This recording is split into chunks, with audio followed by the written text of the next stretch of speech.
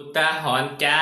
อุทาหรณ์ใครที่ประกอบเครื่องยนต์โดยเฉพาะตัวเสือสูบนะ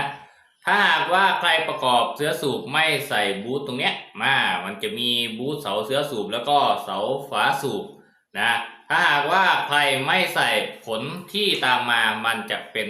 อย่างภาพที่ทุกท่านได้เห็นนั่นก็คือลูกสูบมันเบียดด้านเดียวของกระบอกสูบพอมันเบียดด้านเดียวแล้วมันถูอยู่ด้านเดียวเสียดสีอยู่ด้านเดียวนี่แหละเวลาที่เราไปคว้าน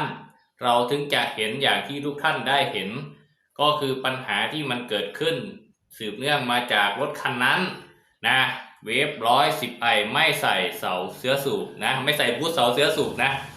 มันก็จะเป็นปัญหาอย่างที่ทุกท่านได้เห็นดังนั้นใครก็ตามที่ถอด